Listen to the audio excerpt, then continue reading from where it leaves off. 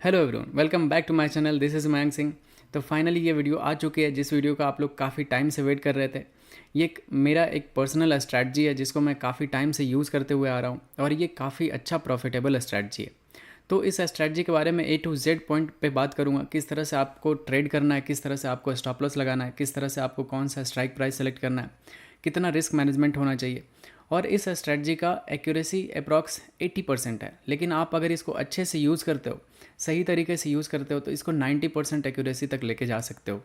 तो मैं इस स्ट्रैटेजी को तो 3-4 साल से यूज़ कर रहा हूँ और काफ़ी मज़ा आता है। इसमें सबसे अच्छी बात ये होती है ना कि इसमें स्टॉप लॉस बहुत ही छोटा रहता है और टारगेट आप 1:2, 1:3 भी ले सकते हो। काफ़ी अच्छा इसमें प्रॉफिट टारगेट मिलता है। तो बहुत सारे लोगों का डाउट रहता है कि यार स्कैल्पिंग होता क्या है। स्कैल्पिंग एक ऐसा तरीका है ट्रेडिंग का जिसमें अपन बहुत ही छोटे टाइम के लिए ट्रेड में रहते हैं और बहुत ही जल्दी क्विक प्रॉफिट कर लेते हैं या फिर तुरंत ही एग्जिट हो जाते हैं लॉस में, छोटे से लॉस में एग्जिट हो जाते हैं। इसको स्कैल्पिंग कहते हैं। एक होता है इंट्राडे ट्रेडिंग। उसमें होता है कि आप सुबह में ट्रेड लेते हो और ऑलमोस्ट 3 बजे के अराउंड तक आप अपने ट्रेड को होल्ड करते हो और उसके बाद उसको एग्जिट करते हो। तो अगर इंट्राडे करते हो तो उसमें क्या होता है नुकसान कि जितने भी रिटेलर्स होते हैं उनके पास कैपिटल कम होने की वजह से अगर आप इंट्राडे करोगे तो आप ऑप्शन बाई करोगे। ऑप्शन बाइंग में अगर गलती से भी मार्केट साइडवेज रहा, जैसा कि हमारा डेटा रहता है कि हमारा market almost 80 to 90% time sideways रहता है, बाकी बहुत ही कम टाइम ऐसा होता है जो ट्रेंड होता है। ठीक है, तो उसमें पैसा बनता है, लेकिन वो जब ट्रेंड होगा तो आप उस ट्रेंड को अच्छे से कैप्चर नहीं कर पाते हो और आपका लॉसेस होता है इंट्राडे में। तो इंट्राडे उन लोगों के लिए जिसके पास ज़्यादा कैपिटल है, जो लोग ऑप्शन सेलिंग करते हैं, उनको अच्छा पैसा मिलता है। और स्कैल्पिंग में क्या होता है कि जितने भी रिटेलर्स होते हैं उनके पास कम पैसा होता है, तो वो स्कैल्पिंग करके रेगुलर बेसिस पे डेली पैसा कमा सकते हैं। तो अगर अभी आपके पास टाइम नहीं हो तो वीडियो को ऐसे जल्दीबाजी में मत देखना, काफ़ी ज़्यादा इंपॉर्टेंट रहेगा वीडियो। तो वीडियो को लाइक करके छोड़ दो या फिर वॉच लेटर में ऐड कर दो, सो दैट आप बाद में अच्छे से कॉपी पेन के साथ देखना, तो आपको काफ़ी मज़ा आएगा और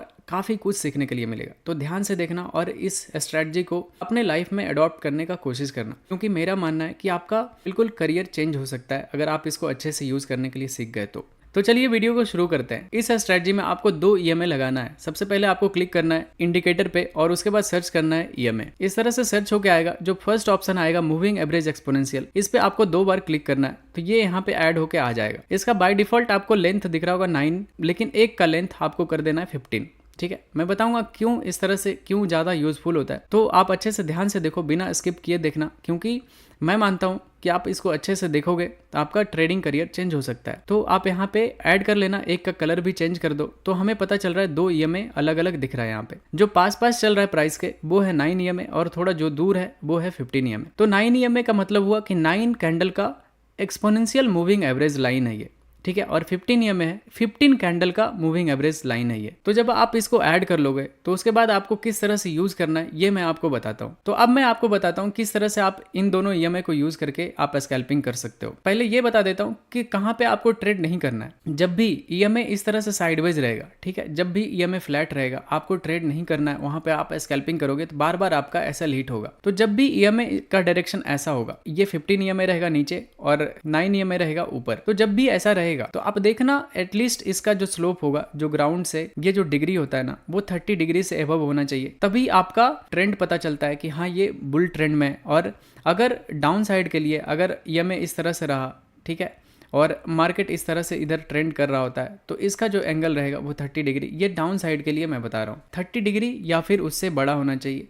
ठीक है, ऐसा अगर सिचुएशन आपको मिले तो आपको ये स्ट्रैटेजी को अच्छे से यूज़ करना है। अब मैं इसमें आपको बताता हूं कि स्ट्राइक प्राइस और किस तरह से आपका एंट्री पॉइंट और एग्जिट पॉइंट क्या होना चाहिए। जब भी आप स्कैल्पिंग करोगे तो हमेशा आपको इन द मनी में रहना है, ITM ऑप्शंस में रहना है।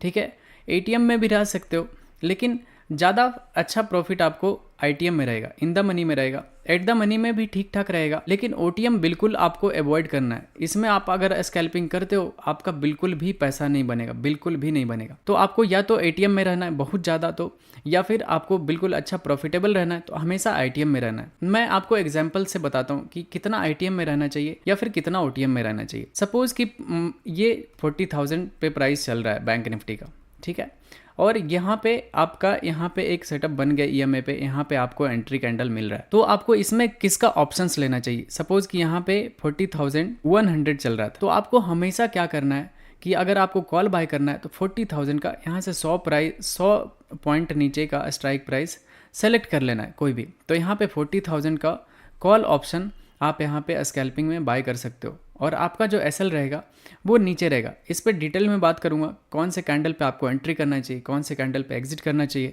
कितना प्रॉफिट टारगेट तक आप वेट कर सकते हो, कब आपको ज़्यादा प्रॉफिट टारगेट तक वेट करना चाहिए, कब आपको छोटे टारगेट पे निकल जाना चाहिए। ठीक है, सब कुछ कवर करने वाला हूँ, तो ध्यान से देखना, स्किप मत करना वीडियो का एक भी पार्ट, नहीं तो आप वीडियो से कुछ सीख नहीं पाओगे। तो ये हमारा क्राइटेरिया हुआ, हमेशा आपको आईटीएम में रहना है। ठीक है, इससे बाहर निकलोगे आपका पैसा नहीं बनेगा ज़्यादा। ठीक है, एटीएम में फिर भी चलेगा। ऐसा मैं इस वजह से बोल रहा हूँ कि क्योंकि एटीएम का जो डेल्टा होता है 0.5 होता है और आईटीएम का 0.5 से 0.6 इस तरह से रहता है। तो इसमें जैसे सपोज कि अगर 100 पॉइंट मूव किया ना बैंक निफ्टी, तो आपका जो एटीएम का जो ऑप्शंस होगा वो 50 पॉइंट मूव करेगा। लेकिन 0.6 वाला जो रहेगा आईटीएम वाला, वो अगर बैंक निफ्टी 100 पॉइंट मूव किया तो आपको 60 पॉइंट का मोमेंटम आपको मिल जाएगा ऑप्शंस में। तो इस वजह से हम हमेशा आईटीएम में रहते हैं। एटीएम या ओटीएम थोड़ा सस्ता होता है, लेकिन सस्ता में नहीं आपको काम करना है। और इस स्ट्रेटजी में आपको एक और बात बता देता हूँ कि इसमें कम से कम आपके पास जो कैपिटल होना चाहिए वो 25 to 30 के होना चाहिए। अदरवाइज इसमें आप प्रॉफिट नहीं निकाल पाओगे, क्योंकि आपका साइकोलॉजी खराब हो जाएगा और आप अच्छे से प्रॉफिट के लिए वेट नहीं कर पाओगे। बार बार आपका एसएल हिट होगा, आपका अकाउंट धीरे धीरे कम जाएगा। ठीक है, तो इस चीज़ों को आप ध्यान रखना। कम से कम आपके पास 25 से 30 हज़ार होगा तो आप अच्छे से इसमें ट्रेड कर सकते हो। तो ये हमारा पूरा क्राइटेरिया था, किस तरह से आपको कौन सा स्ट्राइक प्राइस सेलेक्ट करना है। अब मैं आपको बताता हूँ कि इसमें रिस्क मैनेजमेंट और एंट्री पॉइंट और एग्जिट पॉइंट क्या होना चाहिए। इस स्ट्रेटजी का सबसे खास पॉइंट जो होता है ना, कि इसमें हमारा स्टॉप लॉस बहुत ही छोटा होता है। जैसे सपोज हमने बाय पे एंटर किया, ठीक है, अगर इस कैंडल पे बाय पे एंटर किया तो हमारा जो स्टॉप लॉस रहेगा वो जस्ट इस कैंडल के लो का रहता है। तो इसमें हमारा स्टॉप लॉस बहुत ही छोटा होता है, अपन ज़्यादा देर इस ट्रेड में रहते नहीं है, या फिर ये छोटा सा एसएल ले लेते हैं या फिर हम दुगना प्रॉफिट इसमें ले लेते हैं, ऐसा होता है। इस तरह से ये स्कैल्पिंग स्ट्रेटजी काम करता है। तो इस वजह से ये हमारे हेल्थ के लिए भी बहुत अच्छा है। अगर आप ट्रेडर हो तो आपको पता होगा कि एक ट्रेडर कितना ज़्यादा हेल्थ इश्यूज फेस करता है, हमेशा माइंड साइकोलॉजी डिस्टर्ब रहता है, हार्ट का प्रॉब्लम होता है। इस वजह से ये स्कैल्पिंग में ना ज़्यादा देर अगर आप ट्रेड में नहीं रहते हो तो ये दोनों समस्या से आप बच जाओगे। तो अब मैं बताता हूँ कि इसका एंट्री क्राइटेरिया और एग्जिट क्राइटेरिया क्या क्या होना चाहिए, तो ध्यान से देखना। तो अब मैं बताता हूँ आपको कि जब भी आपको बाइंग ट्रेड दिख रहा होता है तो आपको कौन से कैंडल में एंट्री करना चाहिए, कौन से कैंडल को अवॉइड करना चाहिए। आपको मैं 3 कैंडल बताता हूँ जब भी बाइंग के लिए होगा, तो किस तरह का कैंडल पे आपको एंटर करना है। जब भी आपका इस तरह का कैंडल आपको दिखे, ठीक है, इस तरह का कैंडल दिखे, बिल्कुल पिन बार कैंडल या फिर फुल बॉडी कैंडल, नीचे से हल्का वीक होना चाहिए, या फिर बिग बार कैंडल, ठीक है, ये 3 कैंडल जब भी आपको दिखे ईएमए पे या फिर ईएमए को नीचे से क्रॉस करता हुआ और ईएमए का डायरेक्शन इस तरह से ऊपर की तरफ रहेगा, तो आपको इस कैंडल पे हाई पे एंटर करना है, यहाँ पे एंटर करना है, यहाँ पे एंटर करना है। जब भी इस कैंडल के हाई पे बाय करोगे तो उस कैंडल के लो का एसएल रख के आपको ट्रेड करना है। आप देखोगे कि जैसे ही आप एंटर करोगे मोमेंटम में आपको अच्छा टारगेट देगा या फिर आपका एसएल हिट कर देगा। तो ये 3 कैंडल आपको ध्यान में रखना।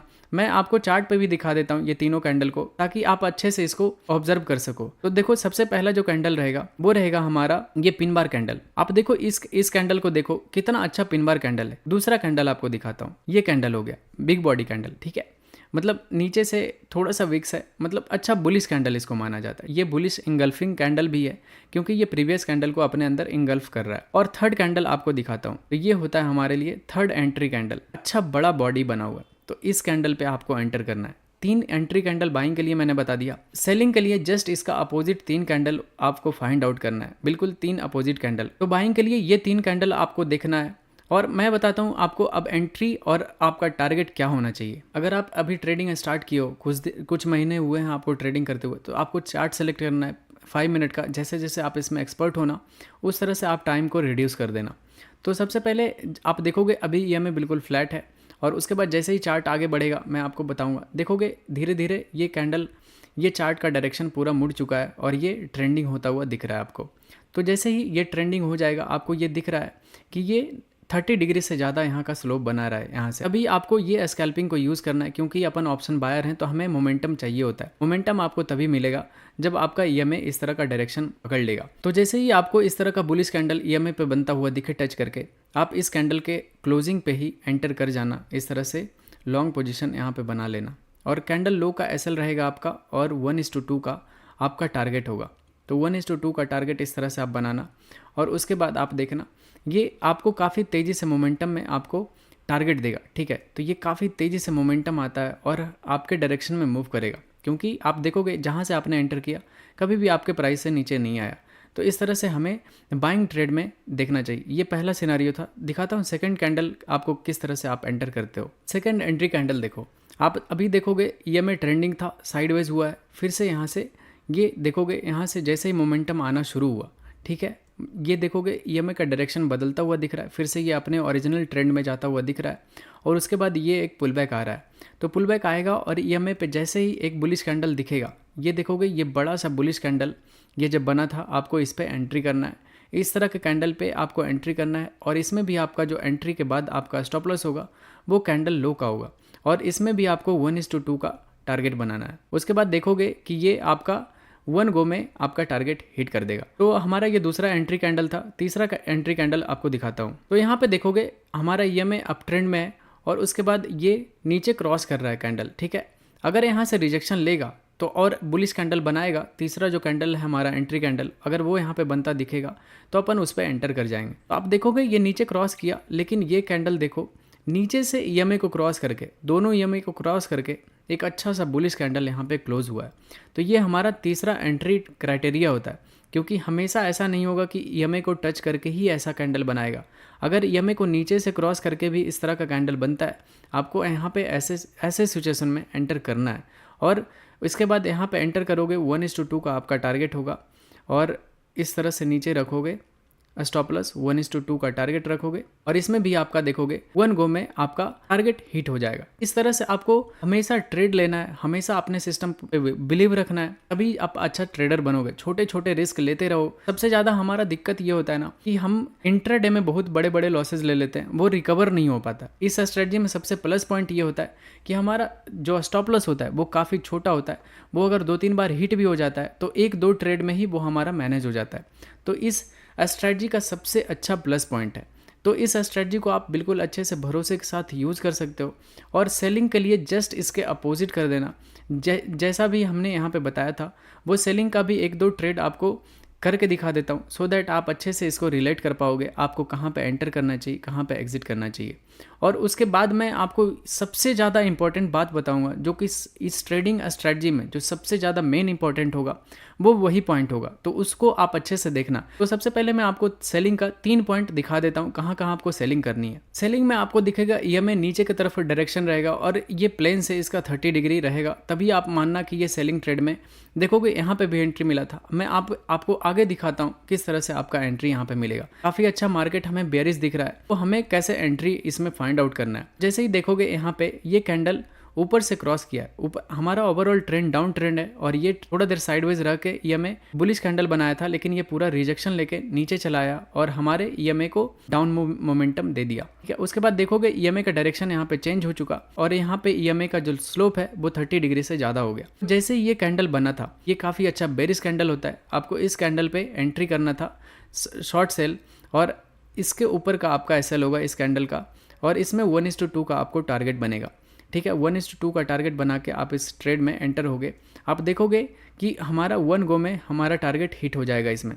तो इस तरह से आपको ट्रेड में एंटर करना है। और जो दूसरा कैंडल हमारा एंट्री क्राइटेरिया होता था सेलिंग का, वो है ये कैंडल। आप देख सकते हो, अगर आपने यहाँ पे एंटर किया था तो इस कैंडल में जब आपको यहाँ पे मिल रहा था तो आप यहाँ पे भी एग्जिट कर सकते थे, डोंट वरी। आपको बस एक भी रिवर्सल कैंडल का वेट नहीं करना है, क्योंकि आप स्कैल्पिंग कर रहे हो। अगर इतना बड़ा रेड कैंडल अगर ग्रीन में कन्वर्ट होता हुआ दिखे तो आपको वहाँ से निकलना चाहिए, फिर आपको दोबारा एंट्री कर लेना चाहिए था। जैसे आप इसमें एग्जिट करते और आपका जो दूसरा एंट्री होता ये रिटेस्ट किया और फिर से ईएमए को टच करके ये बेरिश कैंडल बना था, आपका फिर से यहाँ पे एंट्री बन जाता सेलिंग ट्रेड का। यहाँ पे आप शॉर्ट करते, कैंडल हाई का एसएल रहता आपका और 1:2 का आपका टारगेट बन जाता, आप इसमें ट्रेड में एंटर कर सकते थे। तो इस तरह से आपको मोमेंटम में काफ़ी अच्छा ट्रेड मिल जाता, ठीक है। इस तरह से आपको ट्रेड मिलता है। इसको अच्छे से बैक टेस्ट करना, मैं तो काफ़ी टाइम से बैक टेस्ट करते हुए आ रहा हूँ, मैं काफ़ी ट्रेड भी इस पर करता हूँ, लाइव मार्केट में आपको ट्रेड करके दिखाता हूँ। ये स्ट्रेटजी काफ़ी ज़्यादा काम करती है। आप इसको अगर अच्छे से यूज़ करोगे तो 90% एक्यूरेसी तक भी लेके जा सकते हो, क्योंकि अपन इस स्ट्रेटजी को ट्रेंड में ट्रेड करते हैं, ठीक है। कभी भी साइडवेज मार्केट में इस स्ट्रेटजी को यूज़ नहीं करते हैं। इस जगह पे, ऐसे जगह पे यूज़ नहीं करते हम, हमेशा ऐसे जगह पे यूज़ करते हैं, ऐसे जगह पे यूज़ करते हैं ताकि हमारा जो विनिंग प्रोबेबिलिटी हो वो काफ़ी ज़्यादा हाई हो। ऐसे जगह पे यूज़ करते हैं। देखोगे यहाँ पे भी बना, सेलिंग आया, कितना मोमेंटम कैंडल यहाँ पे बनता हुआ दिखा था।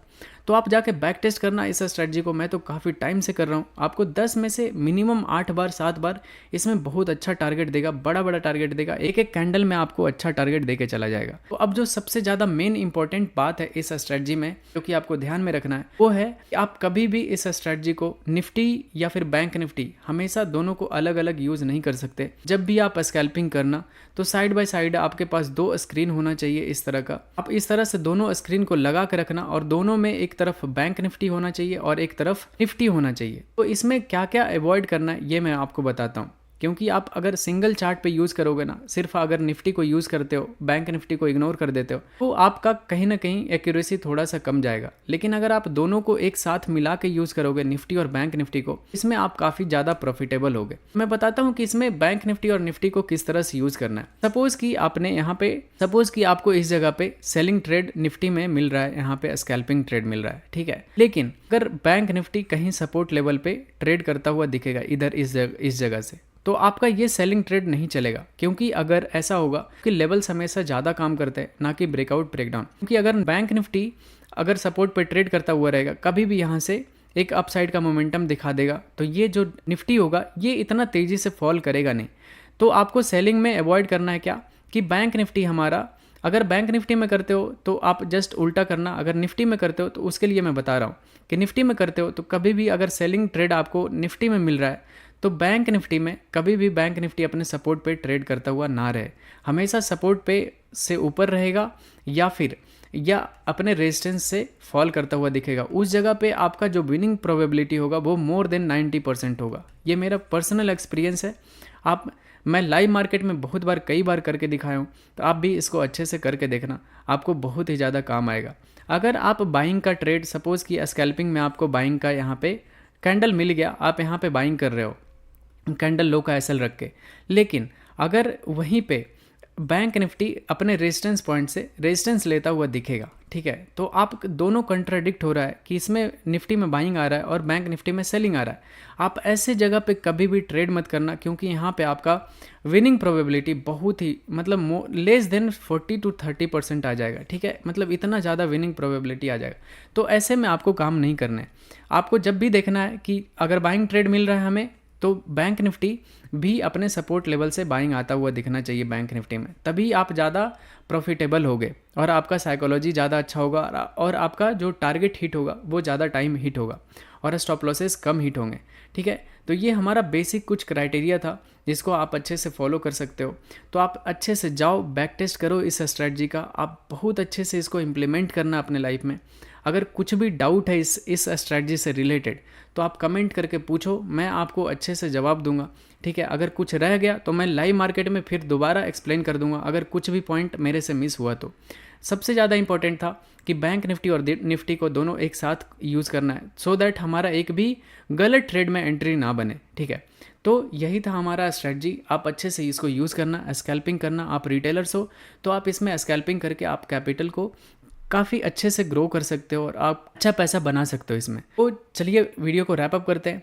अगर वीडियो इन्फॉर्मेटिव लगा तो वीडियो को प्लीज़ लाइक करना। जो भी लॉसेस कर रहे हैं आपके दोस्त, ठीक है, उनके पास शेयर करो वीडियो को, उनको बोलो देखने के लिए। अच्छे से अगर वो देखेंगे और अपने अंदर अडॉप्ट कर लिए तो वो काफ़ी अच्छा प्रॉफिटेबल हो जाएंगे, ठीक है, ये मेरा गारंटी है। आप अच्छे से देखो वीडियो को और लाइक कर दो, शेयर कर दो, और अगर अभी तक आपने सब्सक्राइब नहीं किया तो सब्सक्राइब कर दो जल्दी से चैनल को। लो bye, thank you, thanks for watching guys.